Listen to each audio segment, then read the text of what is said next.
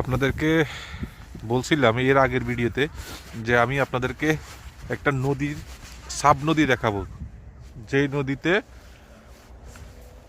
নদীর আপনার সাব নদী পুরাটা বরফ হয়ে গেছে। এই যে পাশে যেটা দেখতেছেন এটা হলো আপনার বড় নদীটা। এখানে একটা দেখেন, এই যে হাঁস এই যে বরফের উপরে হাঁটতেছে। হ্যাঁ দেখেন, কি রে বাবা রে বাবা, ওই দেখেন ওই যে বরফে, এই যে উপরে উপরে বরফ, নিচে পানি। ঠিক আছে, এরা হাঁটতেছে হাঁটতেছে, এই যে হাঁস হাঁটতেছে। এই হলো অবস্থা।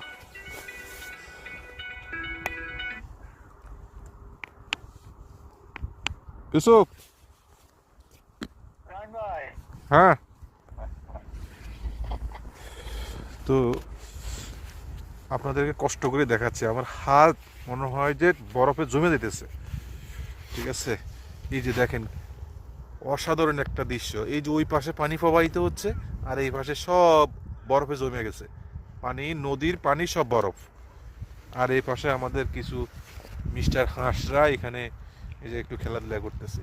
ওই দেখেন এই পাশে হাঁস। এটা একটা বড় নদী। আর এই যে দেখেন ওই উপরে কিছু সিলও দেখা যায়। সো এখন দেখেন নদীটা সাব নদী পুরা বরফ। এই নদীটা যতটুক গেছে পুরাটাই বরফ হয়ে গেছে, পুরা বরফ। চাইলে এটার মধ্যে হাঁটা যাবে। ঠিক আছে, তো যারা শীত পছন্দ করেন, যারা স্নো পছন্দ করেন, যারা এরকম এনভায়রনমেন্ট পছন্দ করেন, আপনারা ইউরোপে আসতে পারেন। ইউরোপে ওয়েলকাম। হ্যাঁ, আসেন, কিছু শীতের বাঘ আপনারাও নেন, আমরাও চাই, এই আর কি। আর এই যে এটা হলো যে লেকের পাশ দিয়ে নদীর পাশে একটা ওয়াকওয়ে করে দিয়েছে মানুষ হাঁটার জন্য। আর এই পাশে এগুলা দেখতেছেন, এইগুলা মনে করেন না অন্য কিছু, এগুলা সব বরফ।